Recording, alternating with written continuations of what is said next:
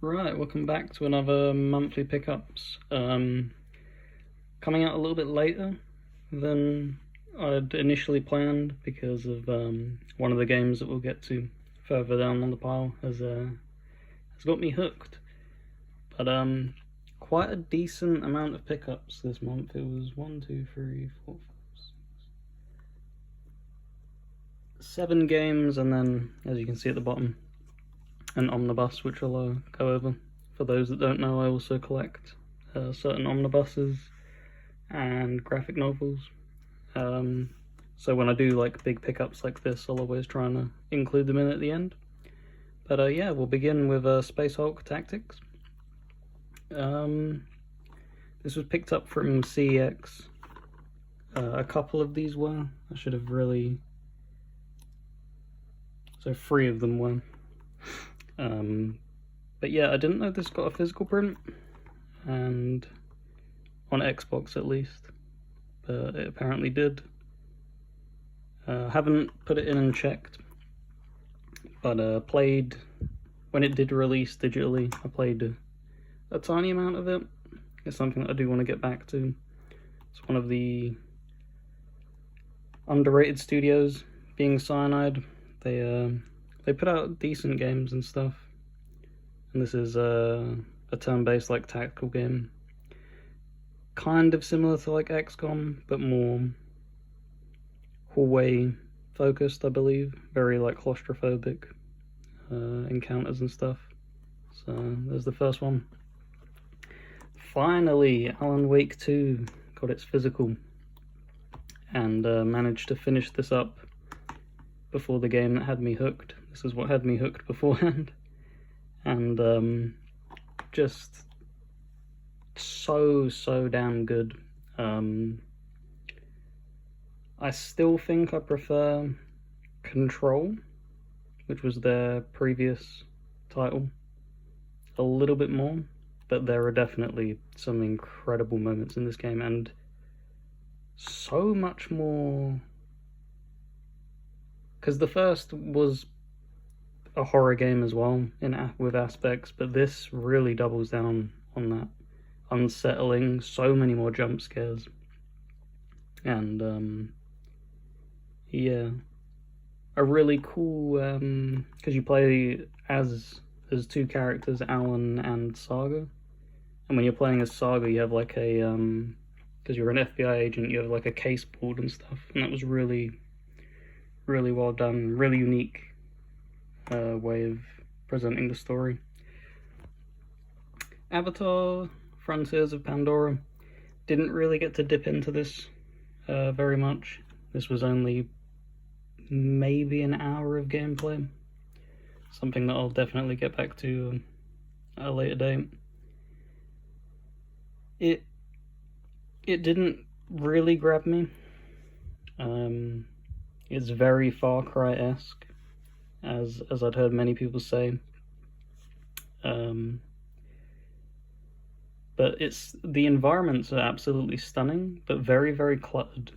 It has like a looting system where you're crafting arrows and stuff, and I was finding it difficult to actually work out which which things to pick up and stuff, because the foliage is so dense in this game. You play as I don't even know what they're called. What are they called?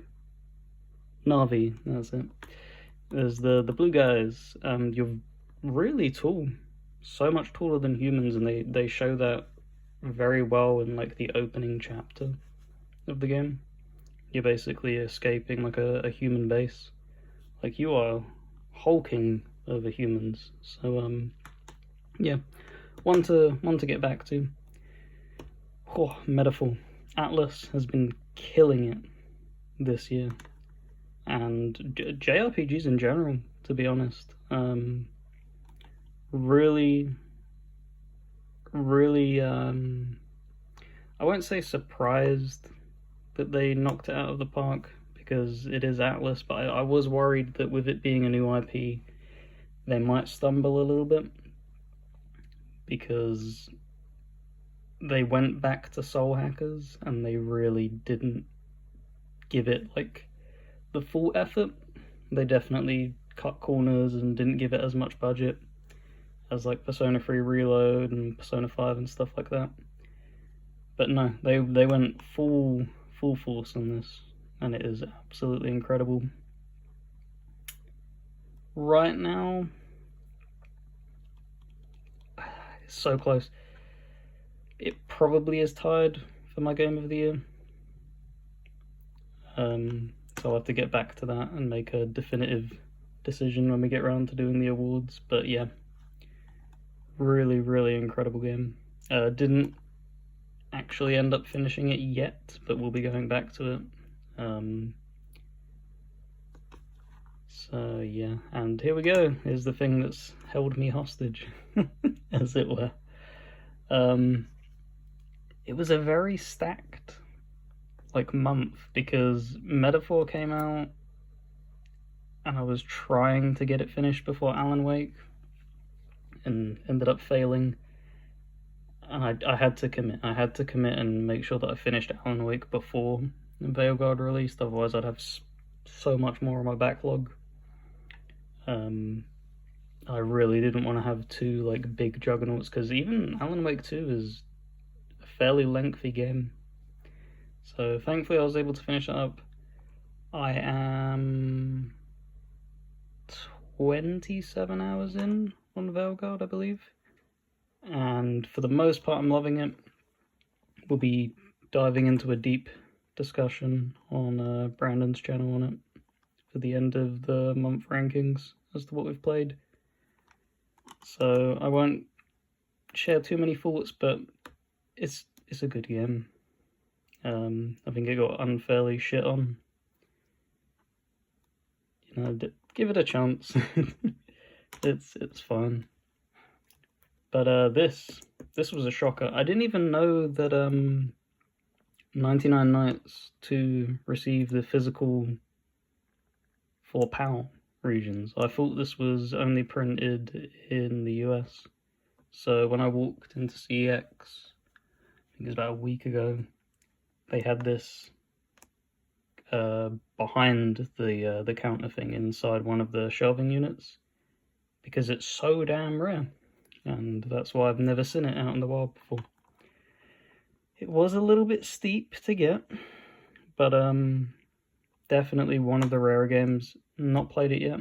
Obviously want to finish the first one, which I started last year.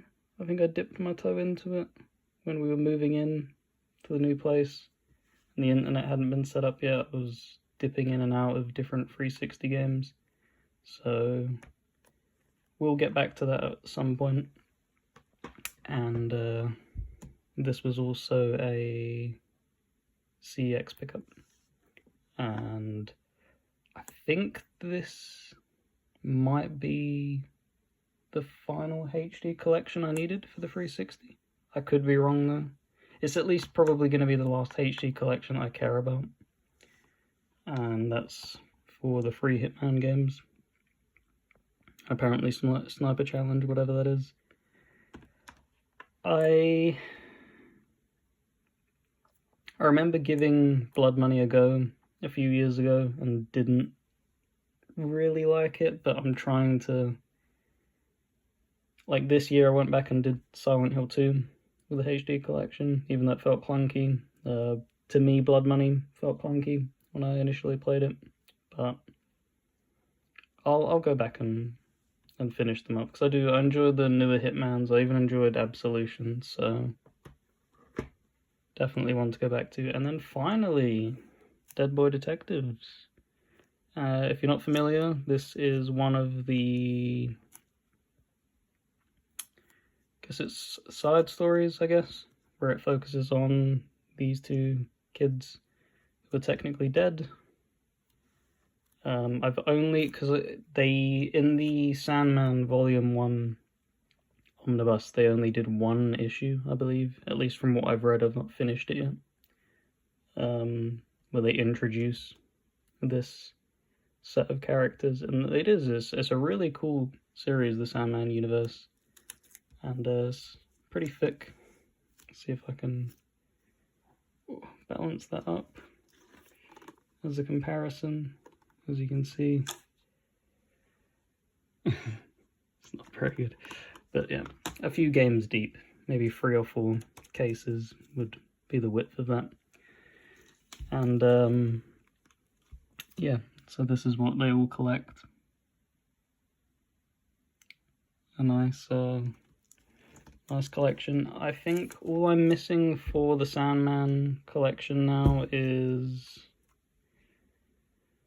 I think, volume 3 of Sandman, and I need to look because I know that they did a separate print for Death. I don't know if them issues that they separately printed are bundled in anywhere else, so I need to go give that a look. But yeah, just wanted to quickly put these out here because I should have had this done by the end of the month and didn't. But that is all what I've collected. Thank you very much for watching. If you want to check out the Discord and join in on the discussions, and you know, we have a pickups tab there where we post what we buy. You know, feel free to join, drop a comment, and I'll give you the link. But thank you very much for watching, and I'll see you in the next one.